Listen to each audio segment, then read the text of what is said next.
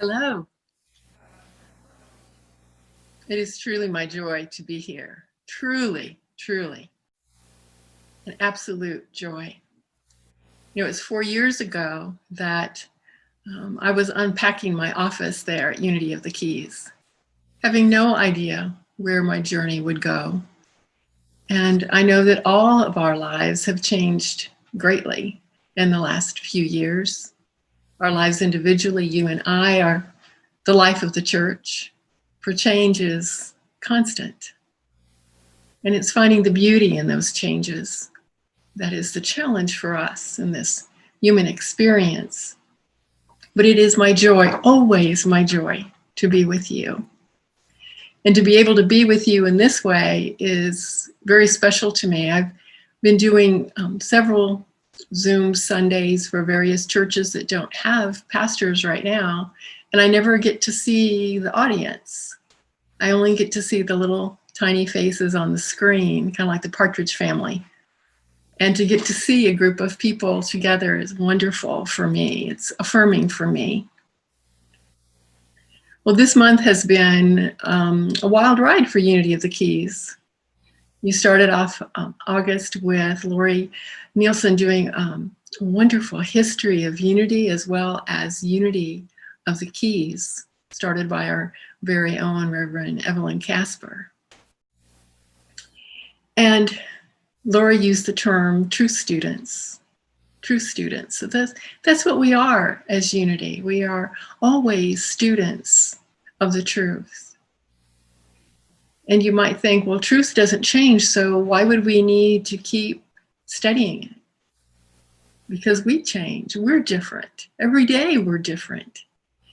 And so as students, we hold that student's mind of being open. When I would teach my spiritual education and enrichment classes, I would always start by saying, we are all teachers and students alike. For to keep that mind of curiosity, to keep that mind of openness, that there's something here for me to learn, there's something here for me from which to grow, is a marvelous thing. It's this childlike wonder of world that Unity students all possess. That's why we keep showing up on Sundays. That's why we keep zooming into lessons. So that we have this curious mind and we are willing to change our thoughts. We are willing to change the ideas that are so deeply embedded within us. And that space of willingness and openness is amazingly beautiful. And then Mary Ellen Lapp talked about living lives abundantly. For Unity surely believes that we are all to live lives abundantly. And through the teachings of Unity, we're able to do that. And then last week, Suzanne Renoff covered all 12 of the powers, the 12 powers, and the 5 basic Unity principles. And I'll admit I was a little skeptical how she was going to do that in 20 minutes. And she did. She described beautifully the 12 powers and the principles, and not only presented them, but she gave examples, applying them in her personal life. She gave the example of taking one power and holding it for a full week, examining it, meditating on it, finding different ways to apply that one power. And that's what we do when we move from the intellect to really embracing spiritually the spiritual tools that are presented to us in Unity. We can understand them in our mind, but as we apply the principles, we have a deeper understanding and a deeper expression of those powers. And that's where the juice is. That's where the juice is with Unity. It's applying whatever we hear on Sunday. Where am I using this power? Where can I use this power more? Where can I express it more authentically in my life? Where can I expand my use of the power? Where can I live it and breathe it and live it out loud? For that's the beauty of Unity teachings, is that we take the teachings and we put them to action. That's why Unity was called practical Christianity. We were to, and we still are, to take what we hear, whatever our heart is triggered by, whatever sparks an interest within us, and apply it in our lives, to make it a practical part of our being, to allow the practice to grow us, to allow the practice to expand us, to release that inner splendor, the divine that we all are, to live the truth we know, and to continue to allow that truth to expand our hearts and to reveal us. That's what the unity tools are. They're ways for us to practice the divinity that is within us. And unity doesn't teach us what to think. Instead, it gives us tools for us to decide on our own what works for us. And you'll hear that in many unity churches. Take whatever works for you and release the rest. Perhaps it's not yours right now. Perhaps you're not in the space, the place that it applies, or that you have the willingness within you to look at it. And that's okay. There are no mandates. You get to decide how and when and to what extent you want to embrace the teachings. For they're meant to be personal. They're meant for each one of us.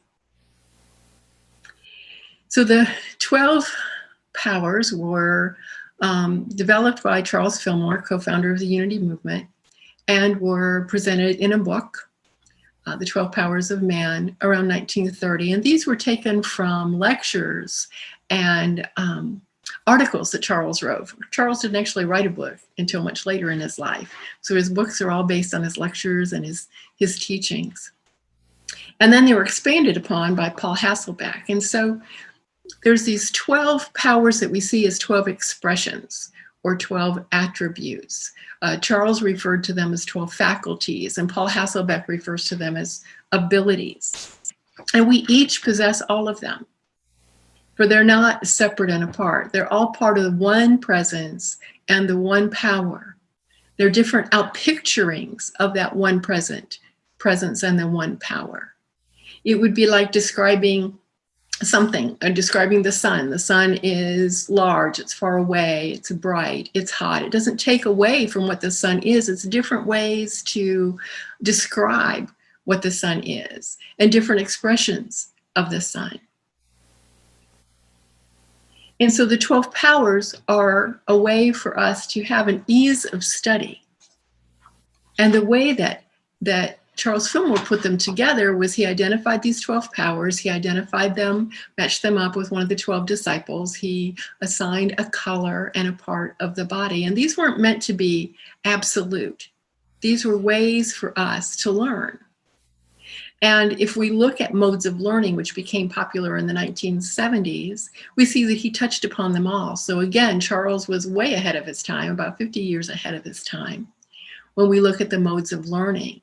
We all learn in all of them, but we all have one primary mode that assists us more greatly in really taking information and learning it at a deep level. And so the way that Charles presented these touched upon the visual, being able to see, the auditory, some of us learn best by hearing it, reading, some of us do best by reading or rewriting it ourselves, and then reading, and then the kinesthetic, the physical. And we can take what he described, what Charles described, into meditation. We can visualize that part of the body.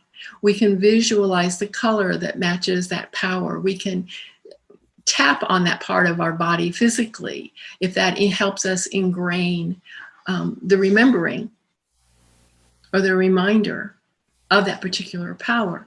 And so these are tools. They're all part of our spiritual toolbox. And they're all meant for us to examine, to explore, and in doing so, we ignite that power within us so that it can be expressed in a greater way, so that we can grow into a deeper expression. And the powers all work together. They support one another. They're in harmony, and they overlap and enhance one another.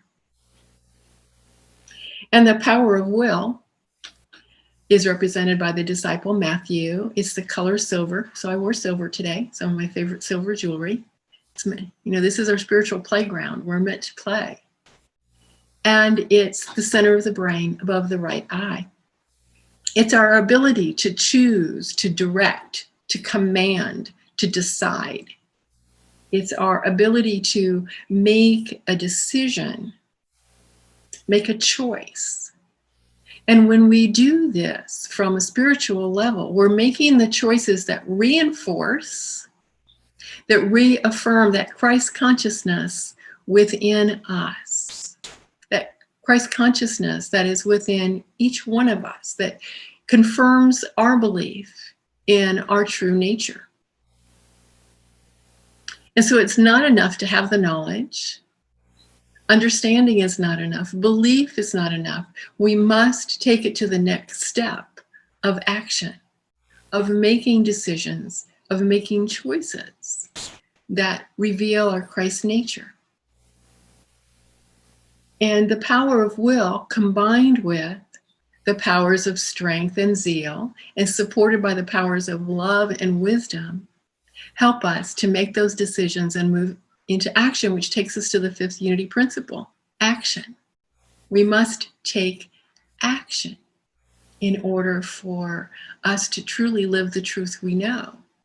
We can't just sit with it and meditate on it for all of our lives, although that would be a wonderful thing to do. That's not what we're here to do. We're here to make the world a better place. And so we take what we learn and we move forward with action. And Suzanne emphasized that last week as well. So this is a reminder. We're here to shine our light. To shine our light not out of ego, look at me, but to shine our light so that we can mirror back to everyone else. Look at the beautiful light you are. To mirror back to everyone else the divine that they have within them. The power of will that they have within them. And in my young adulthood, the power of will was something I struggled with. I was a good student in school. I got good grades. And in school, we kind of learned that there's one answer to every problem. And so I found a profession, I found a career where that worked really well. I worked in human resources in one of the most highly regulated industries in the country, so that I had policies and procedure manuals that answered everything. So I didn't need to make a decision other than how to apply what had already been determined. And so I often found myself frozen, for I didn't want to make a wrong decision. I'm that type 1 on the Enneagram. I was determined to do things correctly. And I remember a boss one time saying, not just to me, but to all of us, make a decision, even if the decision is wrong. And that gave me sweats. Make a wrong decision. That was horrific for me to think that I had to do it right.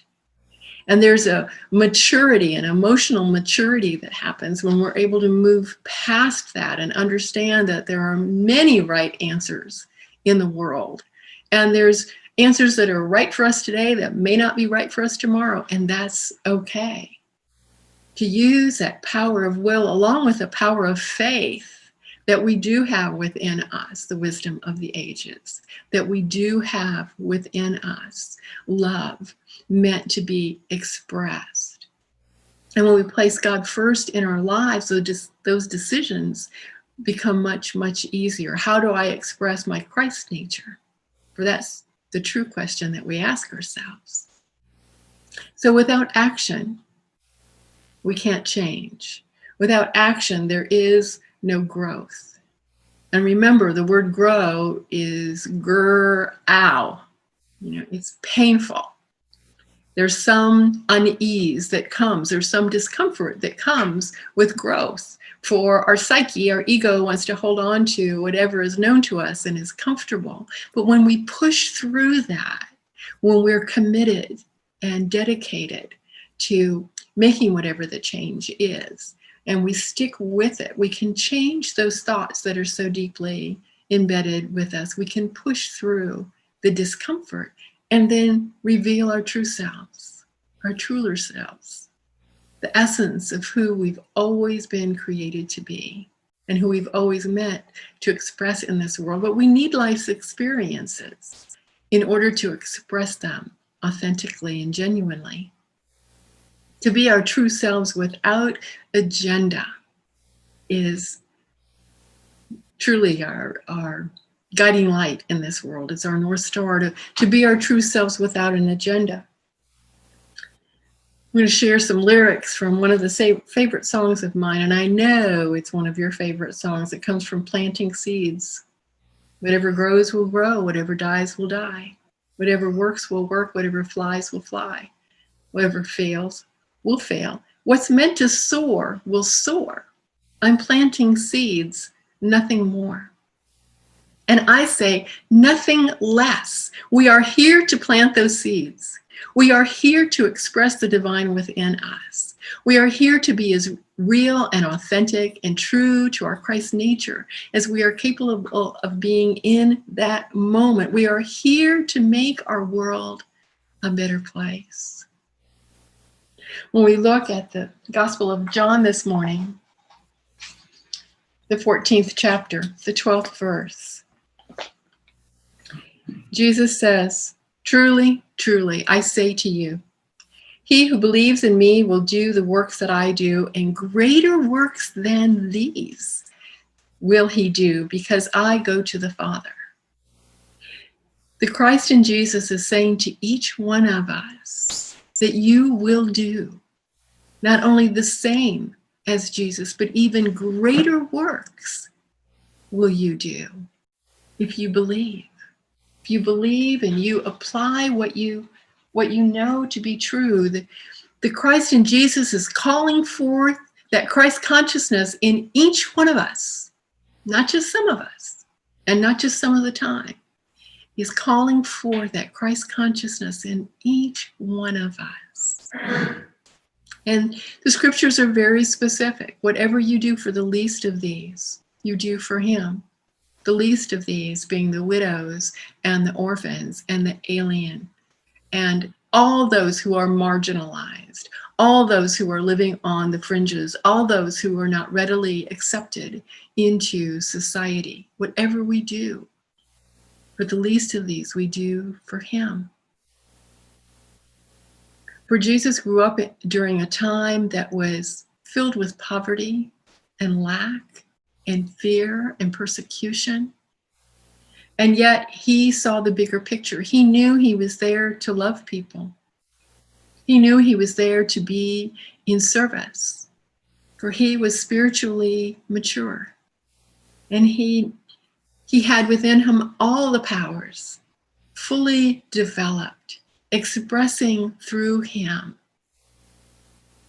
beautifully to be a model, to be an example for each one of us. For we're each to give of ourselves. We're each to make our world a better place. And great joy comes not only with it, but from it, when we are giving of ourselves and loving one another. And we all have the ability to contribute. Whatever our works are, whatever our good works are, they are vital to not only our community locally, but they add to the energy and the upliftment of our entire world. There is nothing that is lower or less than or more honorable or less honorable. All our good works are needed. And so what are you drawn to do to make the world a better place? You simply need to ask yourself in the quiet. Simply need to connect with spirit and then ask the question, what could I be doing more of? What could I be doing differently? How can I bless those around me? Ask the question and then let go. Plant the seed in the universe and let the universe show you all the avenues available to you to love and to bless. Ask the question and then simply think of God. Simply sit in spirit. That's the golden key. To let go of the question, let go of any potential answers, and just allow a space for spirit to guide you, for spirit to show you, for the universe to support you and answer your question. And through the power of will, you will decide and choose and command and direct, as so many of you are already doing right now in your community. Shine your light. Keep that light shining so that you can mirror back to everyone who comes in contact with you what a beautiful light that they are, and they are. God bless you.